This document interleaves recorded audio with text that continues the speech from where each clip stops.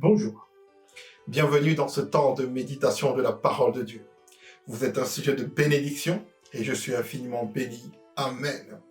Aujourd'hui, nous allons continuer notre méditation du livre de la Genèse, au chapitre 28. Mais avant de commencer, nous allons déjà rappeler ce que nous avons vu la dernière fois. Comment est-ce que Jacob a fait pour recevoir la bénédiction à la place de son frère Ésaü. Et nous avons compris que ce que Jacob a eu n'est pas un concours de circonstances, mais le déroulement parfait de la volonté de Dieu. Je prie que nous puissions nous saisir de cette vérité et comprendre que notre vie n'est pas un concours de circonstances, mais un déroulement parfait du plan de Dieu. Et nous bénissons le Seigneur de ce que ses plans sont des plans de bonheur et non de malheur. Au nom de Christ Jésus. Amen. Aujourd'hui, nous allons voir ce qui s'est passé après que Jacob eut reçu la bénédiction de la part d'Isaac à la place d'Ésaü. La première chose que nous remarquons en fait quand nous lisons le début du chapitre, c'est que Isaac, quand il appelle Jacob pour pouvoir le bénir à nouveau, ne se plaint pas déjà du fait que Jacob ait usurpé la bénédiction de son grand frère Ésaü. Parce qu'on pouvait s'imaginer que Isaac pouvait se dire, mais Jacob, te rends-tu compte de ce que tu as produit, te rends-tu compte de l'acte que tu as posé, te rends-tu compte de ce que tu as usurpé de la bénédiction de ton grand frère Ésaü? Mais quand on lit le chapitre 28, on se rend compte que Jacob ne s'est posé aucune de ces questions. Je pense que Isaac avait compris que le choix de Dieu s'était porté sur Jacob. Amen. C'est la raison pour laquelle, quand il appelle, Isaac ne réprimande pas Jacob. Isaac, au contraire, fait le choix de bénir Jacob à nouveau. Il est béni de la bénédiction d'Abraham, à savoir que Jacob sera propriétaire du terrain ou du sol où il est immigrant et possédera ce territoire et se multipliera. Amen. Et une chose en fait que nous pouvons remarquer ici, c'est la recommandation, la forte recommandation, je dirais, que Isaac donne à Jacob. C'est comme un ordre quand on le lit. Isaac dit à Jacob d'aller dans le pays de sa maman pour chercher une épouse, de ne pas prendre une femme cananéenne. Et cela rejoint déjà un enseignement que nous avons eu déjà de par le passé, à savoir l'importance du choix du conjoint. Et nous avons vu et compris que le choix du conjoint était fort important. Et ça n'a rien à voir avec toutes les idées reçues du fait qu'un chrétien veut se marier avec un chrétien, ou les chrétiens veulent se marier ensemble, ou une idée sectaire qui est développée, ça n'a rien à voir avec ça. Pourquoi est-ce que je dis ça? Pour une simple et unique raison. Vous savez, la vie que nous vivons aujourd'hui n'est autre que un plan qui a été écrit qui a été écrit du début jusqu'à la fin. C'est un plan qui a déjà été exécuté. Donc du coup, nous sommes en train de vivre une chose qui a déjà un commencement et une fin.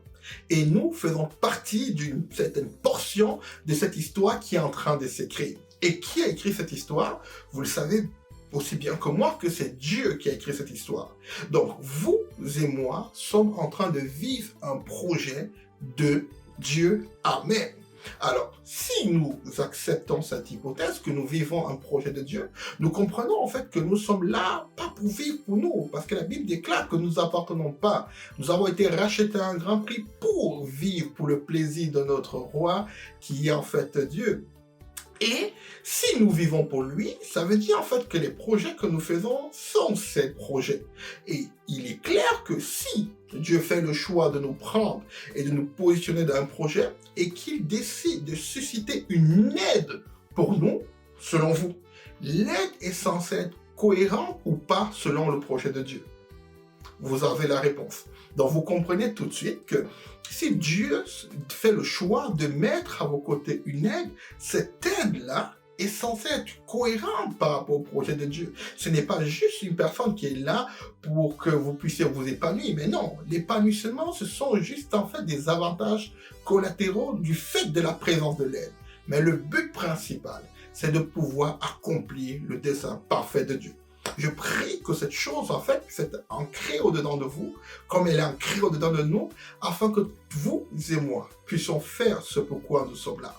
Accomplir les desseins parfaits de Dieu. Parce que n'oublions pas, un jour nous sommes et demain nous ne sommes plus. Et je prie que pendant ce laps de temps que nous passerons sur la terre, nous serons trouvés justes et bons et heureux serviteurs devant notre Maître, au nom de Jésus. Si nous continuons notre méditation du livre de la Genèse, au chapitre 28, nous allons nous rendre compte que, en tout cas, Jacob l'a compris. Et Isaac lui-même l'avait compris, parce que si nous regardons l'histoire, en fait, on se rend compte que Abraham avait demandé à son serviteur Eliezer d'aller chercher une femme pour Isaac. Et nous connaissons quel était l'impact de Rebecca dans la vie de Jacob, dans le choix parfait de Dieu dans la vie de Jacob. Donc Jacob lui-même l'avait compris et fait le choix de suivre les recommandations de son papa Isaac. Décide d'aller à Paddan Aram, dans le pays de Laban, qui est le pays de la maman de sa maman, le pays de Rebecca. Et sur le chemin de l'obéissance, parce que Jacob obéit à son papa. Et sur le chemin de l'obéissance, donc sur le chemin de Paddan Aram, la Bible nous déclare que Jacob est fatigué et décide de faire une pause. Et durant cette pause, il prend une pierre durant la nuit qui lui sert d'oreiller. Et durant la nuit et dans son sommeil, il a une vision. La Bible déclare que dans cette vision, il voit une échelle qui va du ciel jusqu'à la terre, ou de la terre jusqu'au ciel, peu importe le sens. Mais en tout cas, il y a une grande échelle qui arrive jusqu'aux cieux. Et il y a des anges qui montent et qui descendent sur cette échelle, et sur l'extrémité de l'échelle se trouve l'Éternel. Avant de voir comment l'Éternel se présente à Jacob, je voudrais en fait qu'on remarque quelque chose qui est très important, qui n'est pas anodine. C'est que jusqu'à ce moment précis, Jacob connaît le Dieu d'Isaac. Il connaît le Dieu sûrement d'Abraham, peut-être parce que Isaac le lui a raconté. Jacob ne connaît pas un Dieu à lui-même. Jacob connaît le Dieu d'Isaac. Donc s'il fallait qu'il prie, alors il priera le Dieu d'Isaac. Et d'ailleurs, quand on regarde comment Dieu, l'Éternel, se présente à Jacob, il ne se présente pas comme le Dieu de Jacob, et c'est normal, et nous le verrons pourquoi. Il se présente comme le Dieu d'Abraham et le Dieu d'Isaac. Selon vous, pourquoi? Ce n'est pas anodin. Pourquoi? Parce que on peut se dire que c'est le Dieu d'Abraham et le Dieu d'Isaac, parce que Isaac était le fils d'Abraham. Mais vous savez, vous et moi, que Abraham n'avait pas un seul fils. Abraham avait 8 fils. Il avait Ismaël, il y avait Isaac, et il a eu 6 fils avec Keturah, une femme qu'il a eue après la mort de Sarah, parmi lesquels on a Médan, on a Madian, on a Ishbak, on a Shua, donc les deux autres, je ne me rappelle plus, mais en tout cas, c'est dans Genèse 25, on retrouve que Abraham avait 8 fils. Mais on ne dit pas le Dieu d'Ismaël, le Dieu d'Isaac, le Dieu d'Ishbak, le Dieu de Médan, le Dieu de Madian. Non, on ne dit pas en fait ça. Mais on dit le Dieu d'Isaac, un fils. Pourquoi selon vous? Nous le verrons. Isaac lui-même avait 2 fils, Jacob et Ésaü. Dans la suite des méditations, nous verrons en fait qu'on nous rendrons compte que on ne dit pas le Dieu d'Ésaü, mais uniquement le Dieu de Jacob. Et vous, je pense que vous l'avez déjà compris. Parce que tout se passera à ce moment précis de l'histoire, à ce moment aussi important. Pourquoi? Parce que Jacob rencontre Dieu d'une manière personnelle. Et quand Dieu se présente, il se présente au début comme le Dieu d'Isaac et le Dieu d'Abraham, comme on a vu, on l'a déjà en fait vu. Et durant cette présentation, Dieu révèle à Jacob qu'il va établir une alliance avec Jacob. Il lui dit qu'il lui donnera comme possession le terrain où il est migrant, qu'il le gardera durant tout le séjour qu'il fera en fait jusqu'à Paddan Aram, qu'il le ramènera, qu'il le nourrira. Amen. Et nous verrons en fait plus tard que Jacob aussi, quand il se réveille, il réitère cette prière en disant que si Dieu, l'Éternel qui s'est révélé à lui, le garde, le nourrit, le protège et le ramène dans le terrain, dans le pays de son Père, il sera son Dieu. Amen. Et là, toute la différence se fait. À ce moment précis, on connaîtra maintenant le Dieu de Jacob. Je ne sais pas si vous comprenez en fait la nuance. C'est quoi mon point? Mon point, il est simple. Vous savez, Ésaü et Jacob étaient tous deux les enfants de même père. Ils étaient dans l'une des meilleures écoles qu'on peut trouver, l'école d'Isaac. Isaac, à l'époque, était connecté à Dieu. Donc, ils avaient le même père biologique et spirituel. Parce que c'était leur papa spirituel qui leur enseignait les voies de Dieu. Amen. Mais on se rend compte, en fait, que de là sont sorties deux personnes, deux visions et deux destinées complètement différentes. Une personne a continué à parler du Dieu de son papa, à savoir Ésaü. Ésaü continuait en fait à parler du Dieu d'Isaac.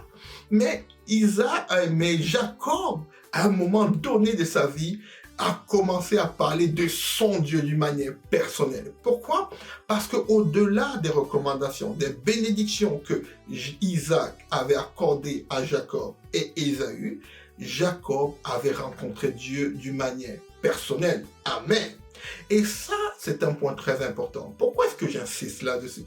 C'est pourquoi nous comprenons les choses importantes. Vous savez, aujourd'hui, nous avons l'opportunité d'être dans un contexte où nous avons des pères spirituels, nous avons des pasteurs, nous avons tellement de personnes qui nous encadrent, des personnes qui nous nourrissent. Et cette chose est fondamentale. Et c'est très important. Et je vous encourage, si ce n'est pas encore le cas, de rejoindre une famille où vous êtes encouragés, vous êtes bénis. Par contre, toutes ces choses-là sont importantes, mais ne sont pas vitales. Ah oui, c'est important, mais elles ne sont pas vitales. Ce n'est pas à cause d'un pasteur, ce n'est pas à cause du Dieu d'un prophète, du Dieu d'un pasteur, du Dieu d'un évangéliste, ou peu importe l'homme de Dieu, que vous serez sauvés. Ce n'est pas à cause du lieu de culte où vous rendez chaque dimanche que vous serez sauvés. Ce n'est pas à cause de la famille spirituelle à laquelle vous appartenez, aussi importante qu'elle puisse être, que vous serez sauvés. Parce que vous savez, Jacob et Ésaü faisaient partie de la même famille spirituelle dont Isaac était le père spirituel. Mais on a vu ensemble, et on verra dans les prochaines méditations, que Jacob a fait le choix de ne pas se limiter au Dieu de son père spirituel Isaac, mais a eu l'opportunité de connaître ce Dieu d'une manière personnelle. Je prie que le Seigneur nous accorde la grâce, vous accorde la grâce, vous et moi, de pouvoir comprendre une chose importante. Pour que nos noms soient écrits dans le livre de vie, il faudrait que Dieu vous connaisse d'une manière personnelle. Il faudrait que le Dieu dont peut-être on vous enseigne chaque dimanche ou peu importe le jour, vous connaisse d'une manière personnelle. Parce que le but des hommes de Dieu, c'est de nous ramener le peuple à Dieu. Parce que tous ensemble, nous faisons partie d'un même projet. Tous ensemble, nous sommes enfants de Dieu. Tant les pasteurs, les évangélistes, les évêques, nous sommes tous enfants de Dieu, avec des dons et des talents différents, mais tous enfants de Dieu. Donc, nous avons un Père commun. Donc, je prie que nous puissions comprendre que l'important dans le laps de temps que nous avons à vivre sur terre est de pouvoir nous connecter à notre Père, parce que Dieu t'aime au même titre que le pasteur. Dieu t'aime au même titre que tout homme de Dieu. Christ est aussi mort à la croix pour toi. Christ est aussi mort à la croix pour que toi, tu écrives ton histoire, pour que toi, tu racontes ton témoignage. Pas besoin d'avoir un témoignage éclaboussant devant les hommes, mais le seul fait que Dieu a changé ta vie, Dieu te donne la santé, Dieu renouvelle tes forces, Dieu garde ta famille, Dieu fait tellement de choses, c'est déjà un témoignage. Dieu veut te rencontrer d'une manière personnelle. Dieu veut écrire son histoire avec toi d'une manière personnelle. Dieu veut se révéler à toi comme il s'est révélé à Jacob, te donnant des paroles prophétiques, te disant qu'il te gardera, qu'il te conduira et que ses paroles s'accompliront au nom de Jésus le Christ. Je bénis le Seigneur de ce privilège, de cette opportunité qu'aujourd'hui la grâce est rendue disponible, le Saint-Esprit est rendu disponible et je déclare que vous et moi, nous connaîtrons une autre dimension. Laquelle?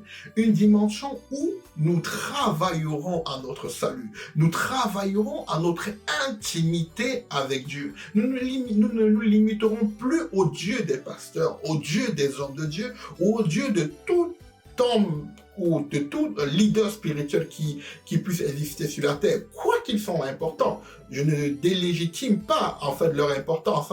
Ils sont importants en tant qu'autorité que Dieu a placée devant nous. Mais ce qui est vital pour nous, c'est cette relation qui est entre Dieu et nous. Je prie que cela soit votre partage et je déclare qu'il en sera au nom de Christ Jésus. Je vous bénis encore et je rends grâce à Dieu de ce temps que vous avez pris pour partager cette parole avec moi. Et je prie que cette parole nous saisisse et nous transforme au nom de Christ Jésus. Je vous dis merci pour le temps consacré et à la prochaine pour un futur temps de méditation. D'ici là, soyez infiniment bénis. Amen.